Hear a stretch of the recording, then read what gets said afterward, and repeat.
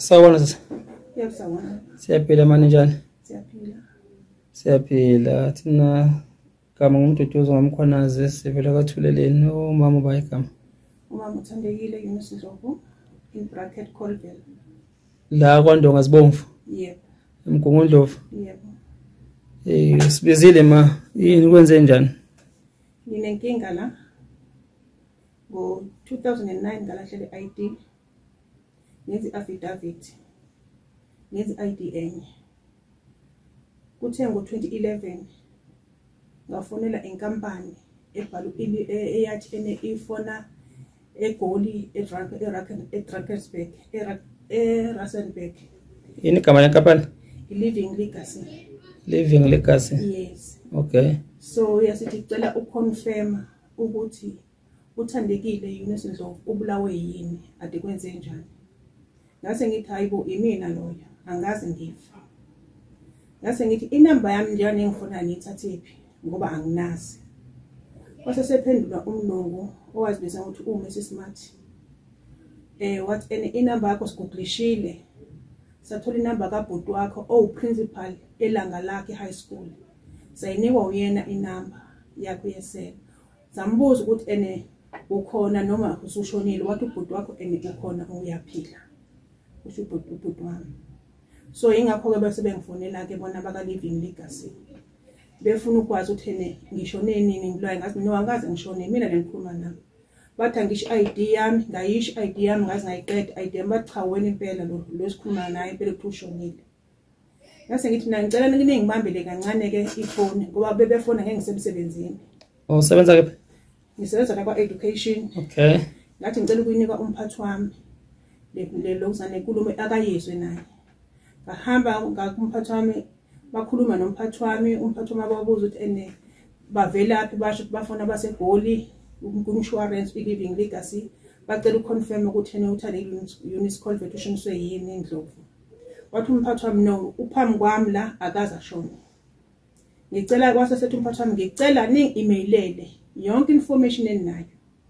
Iyona ke le email ke le eya-emailwa i-email yomphathi wami le.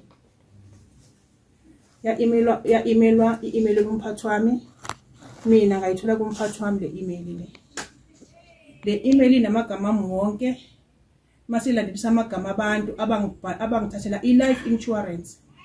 Ubhale uMichael Mthembu osebenza ka-Primus office.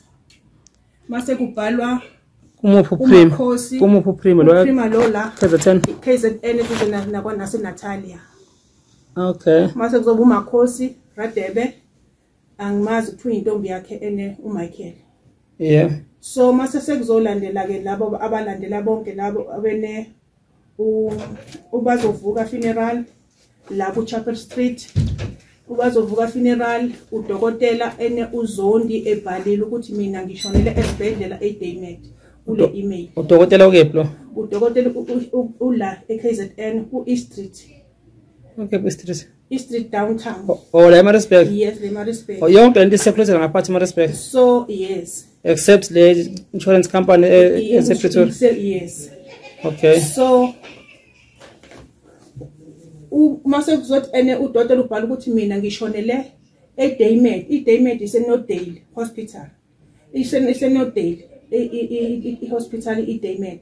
Le kuthiwa ngishonele khona mina ngishona ngedisease carrier. Udokotela uZondo wasayina lokho. Goodwill ubiza ukuthi amagama wakhe uGoodwill uLulu surgery. Dr. Z.D. Zondi of East Street uGoodwill. Ukhona ngempela udokotela mhlawumbe uyacreate ukhona baba. Okay. So lo Dr. Zondi ndinike ngakulandwa mina isidumbu sami ubazovuka funeral oku Chapel Street la ngenhla kwale ekhaya. Ngenhla kwa Home Affairs. Elanda isidumbu sami eDaynet Hospital ukuthi ngishonile. Emva kwalokho kwazongenelela uMakhosi identify ukuthi mina yebo ngukhousini wakhe bayangazi ukhazini wabo njengoba ngishonile saphuma ke isitifiketi ukuthi ngishonile ke ngayinto efile kwavaleka into zami zonke bayahola abantu angiholi okay umphathi wami sesethi angithathe le email ngiye Loop Street police station ngiyovula icase ngahamba ngaku Loop Street ngiyovula icase Loop Street wafika umseshi usiphiwe gwala engamfica wathi umseshi usiphiwe gwala no hamba yeka Home Affairs uyobuza Home Affairs ukuthi ngempela ushone ngempela yini ngaphuma ngahamba ngayo Home Affairs theme ngifika Home Affairs ngabatshela ukuthi nansi inkinga ngibhekene nayo ukuthi angishonile bashaya icomputer Home Affairs bathi yebo ushonile mama ngathi amaphoyisa acela ufakazi bathi angikhiphe u58 banginesitifiketi isitifiketi bangenzela ke isitifiketi sami sokushona ioriginal icopy lengiphethe njengamanje banginika ioriginal isitifiketi sami sokushona base besibhala leceleni ukuthi lesitifiketi siphethwe umuntu ophilayo isikhathi bengenzela ka Home Affairs. Okay ngabuya back ngayi police station mina ngingene kule nkinga ngenxa le ntombazane ngithandana nayo asisingifaka le nkinga mina angihlangene nale nkinga wangifaka ukuthi aseze insurance kanje kanti uzongifaka le nkinga enjenganale mina bengingazi ukuthi uzongifaka inkinga enjenganale yase sithi inkampani kanjani ukuthi ungazi ngoba naka amafile kwakunamafile amanye efike nenkampani awu3 kwelami les4 athi inkampani naku la kuclaimiwe lama docket awu3 bayithwalile imali yalama docket awu3 abantu asibatholanga yalama docket umama lo esimtholile wes4 imali yalama docket awu3 bayitholile sibanikile ilaba ilo mama kuphela bangayitholanga imali yabo ngoba sikwazile ukumthola kanjani uthi wena wazi lutho athi lo baba enayi mina ngazi lutho umama futhi angimazi angaze ngembone angimazi usho kumazi kusho Mr Mthini into bazene nje ingaphenduli so ke mase sithi inkantolo okay icase ke iyama basesebezoqhubeka ke mina ngingabe ngiseza enkantolo ngoba enikampani singibonile sebezoqhubeka bona nalabo bantu nenkampani kule case mina ngizokwaziswa ngithunyelele amaphepha mase sekuphele icase iwona ke amaphepha lawo engathunyelwa wona lawo uma sekuphele icase ukuthi icase iquliwe ngale eGoli and then bona enebangaboshwa kwabuya kwazobhekwa umuntu owabathi laba basolwa umuntu oyebanike iID yami bangazi ukuthi uMr Bani uyena wahamba aphosa umbamba kwathiwa uboshwe udelikajele ngoba utholakele namapassport inqwaba engamazi ukuthi ubani kwangizange ngithola ukuthi ubani. Okay yebo uthi ngicela uqala nje manje njengamanje impilo yakho imngephi njengoba usibizele njengothuleni kephi la ufuna sikuwelise khona ukuthi akusaweleke la impilo yami imla baba yabona nje ebank njengoba ngiyideceased akukho unyakaza kumina ngoba ngizothi mengiphuma ngempeshenini baba mengiphuma ngempeshenini kuzobe khona ukuthi ngesisikhathi mhlawumbe ingene imali yami ekuyempesheni ukuthi ngiyaphuma empeshenini base bese blockeke ngobani ngideceased yayizwa lo yini ingakho ngimcelile ukuthi ngicane ibe khona nizonginika usizo ukuthi ubani ungangisiza kule nkinga ukuthi ngiphume kuba deceased into ezasemabheki kuzo zonke izinto ngiphume kuba deceased and then ngiyathanda ukuthi labasolwa lababoshwe eke bezwe ubuhlungu engibizwayo yabona ebusuku angikwazi ukulala mekwafika mengacabanga lento engenzekela angikwazi ukulala ngoba lento isanda ukuqala ngo2011 ngaze cangangaka ngawa i-street ngathatha i-ambulance ngingasakhuluma ingenxa lenkinga enginayo ngibhekene nenkinga enkulu ebuhlungu eka Home Affairs ngikwenzile i-life status lengiyenzile angazi kwenzakalani ngase sengiyenza incwadi ebhalisa life status. Okay no ngiyabonga mahosi xolise nje uzwa indaba ezibhlungu kanje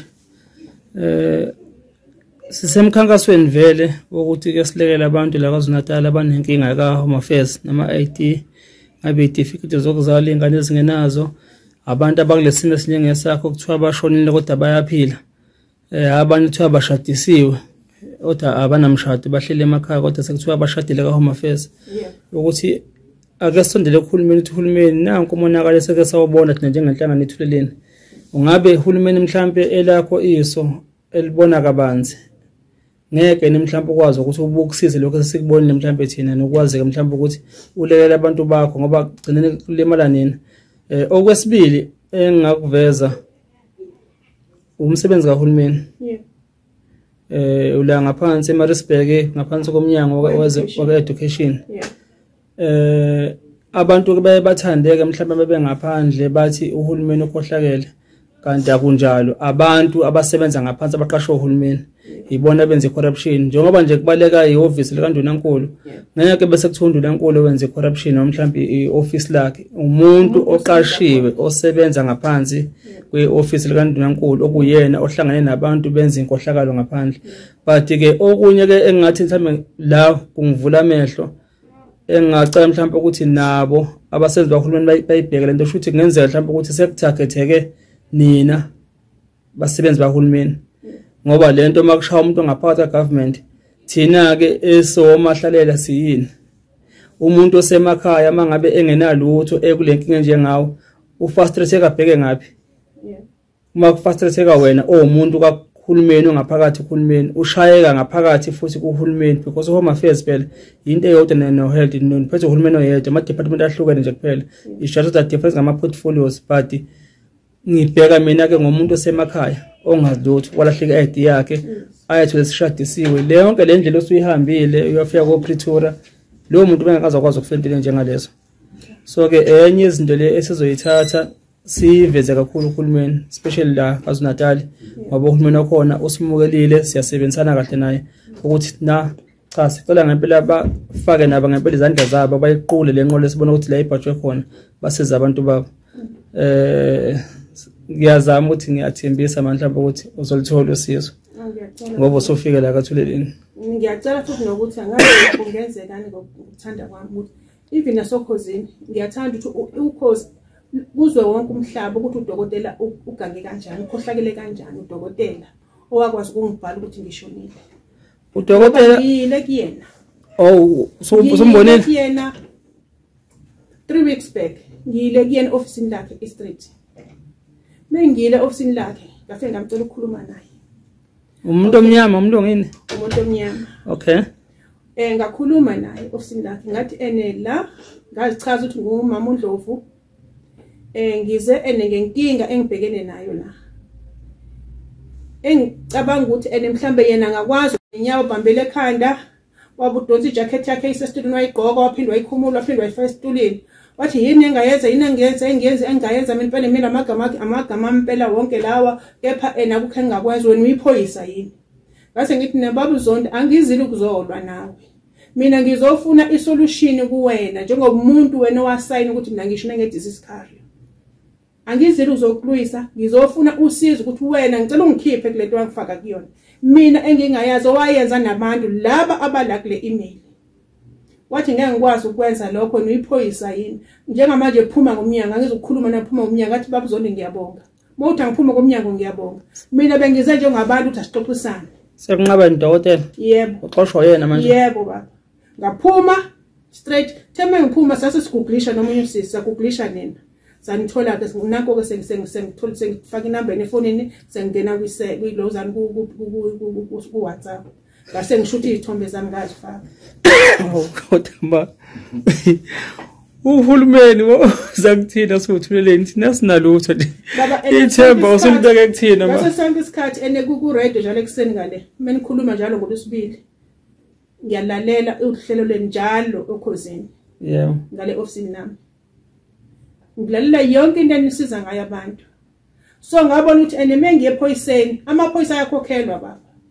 Amaphoyisa likubuza ukuthi unamalini uthi nginamali engalikhipha unelo mali mase double idocket lilahle lapha ya. Yebo. Yangizwa. So ingakho ngingayanga emaphoyiseni ukuthi neke ngiye emaphoyiseni ngithatha amaphoyisa ngithi awubopha uZonke. Ngoba uZonke mengifika kuZonke athi uZonke nansi imali amaphoyisa lahlane yonke lento lapha ya. Ngoba nalama flat ahleli iduze kwa la asebenza iduze kwawo futhi wathenge wonke sekwawakhe. Kusho ukuthi udila napho ubugebengu lobo abenzayo.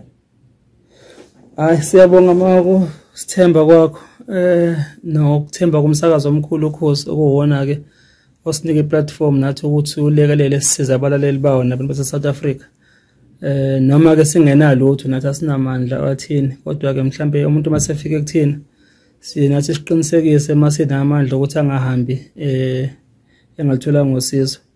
Njengoba ngisho namanje ukuthi nawe sizozama ukuthi sisukumele udaba lwakho uvele kahle, futhi sisemkhankasweni lo kade ngisho ukuthi sizama khona ukuthi silekelela abantu abanganama ID ngokulandela kwakhona nje. Futhi nawe kozongena lapho ya khona. Siyabonga nje, sibone noma sifika la ukuthi hayi impilo yakhe igadiwe, security bengasithembi impela sibe nje bese ngotshini security pass ngase ngitshela ngalela.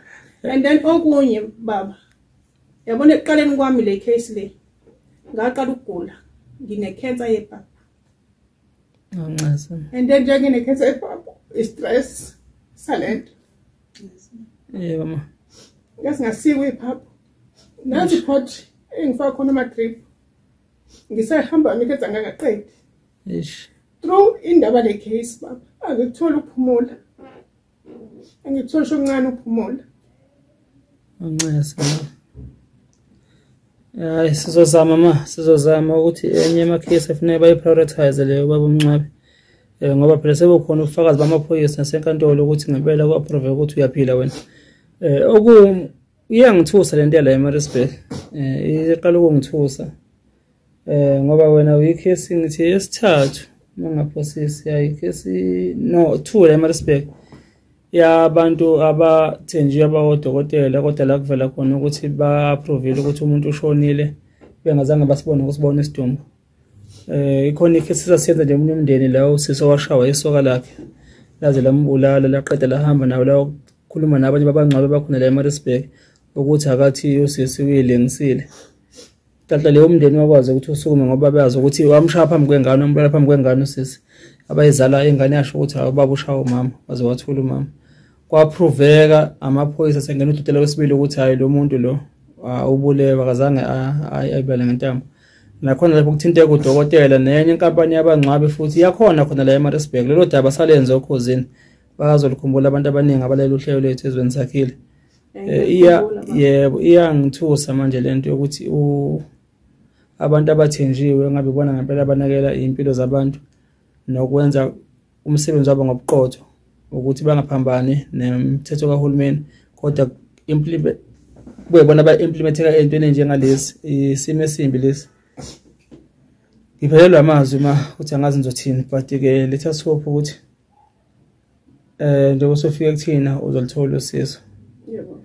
Nathi sihamba senqoza uhulumeni ukuthi aka baphuthume udaba lwawo njengalolu lwakho bakwazi ukulekelela. Siyabonga ma. Siyabonga. Sanibingelela bafethu, sanibingelela. Singapha eMgungundlovu, Kwandonga Ngasibomvu. Siphuma la e-provincial office ka-Home Affairs la besobona khona baba uMncwabe. Ngihamba nomama uMandlovu Kodven Mandlovu Kodven, yes, umama ke ukhona khona ngapha ke kwaSinatal, naye wayene issue ukuthi kwathi ushonile engashonile ephila, uyasebenza ke kweminye iminyango kahulumeni, naye umsebenzi kahulumeni, kodwa wathatha usebulewe kodwa bephila. Abantu ababekwazi ukuthi benze fraud bakwazi bayoclaima ngegama lakhe. Lo nto ke affect kakhulu impilo kamama, because ever since nje kusuka ni 2011 umama nje kwazi ukuthi ufile impilo yakhe kusebenzeka kanzima, imiholo yakhe mafuna kahole uhola kanzima. Sesambe safika ke la silo udaba lwakhe. Namhlanje besila ngaphakathi sine meeting ebeyinhle nobaba uMncwabe o-provincial manager ka-Home Affairs. Ngoba Home Affairs mama sebemvusile useyaphila. Inkinga ekhona kwi-system yaka-Home Affairs useyaphila umama, but kwamanye ama-system asebhenki ibhenki lakhe lithi njengamanje umama usafile, kodwa ibhenki ali-updatile i-system yalo. Njengamanje siphuma la siyakhona ebhenki ngoba sikhona i-proof ukuthi ka-Home Affairs umama impilo yakhe niyonke isibele esimeni useyaphila, but ebhenki kuthiwa usashonile. Ongalala-ke ibhenki kuphela nala kade thatha khona iloni umama kuthiwa ushonile, okusho ukuthi kungenzeka ukuthi onke la ma-system lawa amanye ngoba alinka kuyona i-system yaka-Home Affairs it seems as if ngathi abawa-update ama-system abo esingazi-ke bangaka abantu ababhekene nenkinga enjengaleyo yokuthi ukuthi usevuswe kwa-Home Affairs but-ke kuthiwa usafile. Mama, uzizwa kanjani?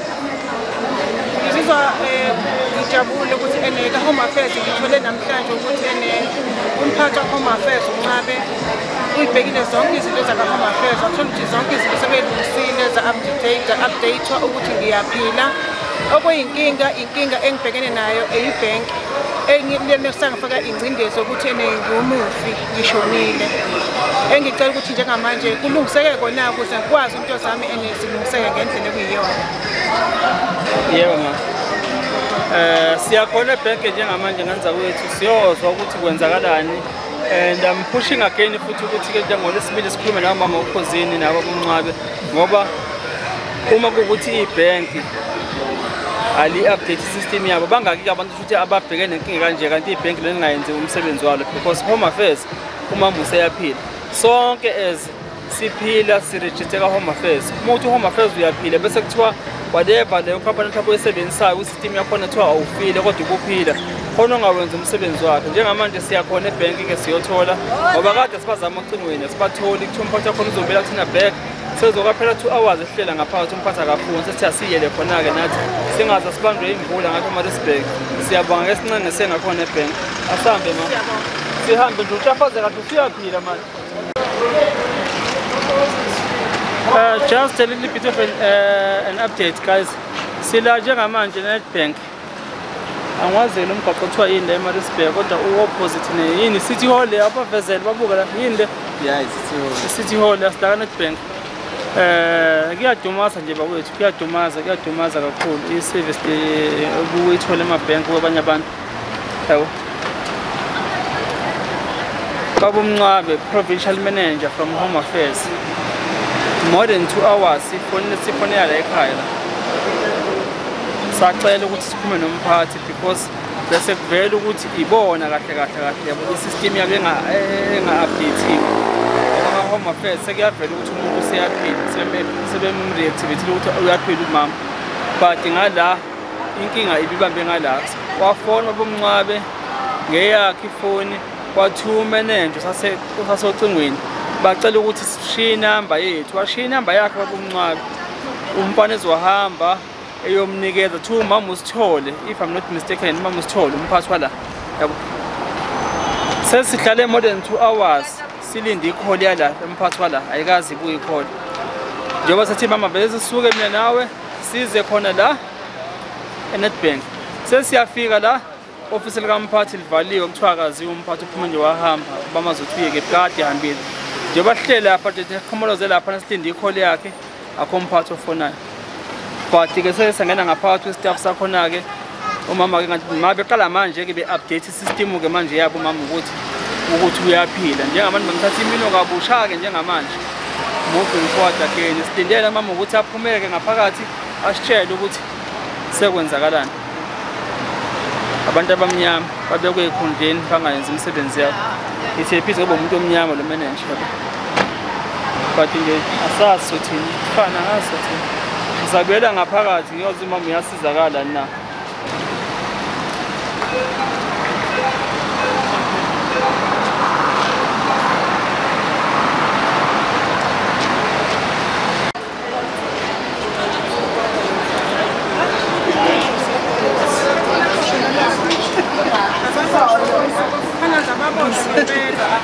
so sibuya ngaphakathi ma hamba kanjani utshela abantu nabelalele kaNedbank njengamanje siphuma ngaphakathi njengasukela Home Affairs sesila kaNedbank udaba lami lokuthi ngishonile balungisile njengamanje ngiyacabanga ukuthi ke into zami zonke sezilungile njengamanje ukuthi uNedbank usekulungisile konke ukuthi ngishonile sengizokwazi ukuthi ngikwazi ukuthola ngikwazi ukuthola kahle zonke izinto engizidinga kaNedbank.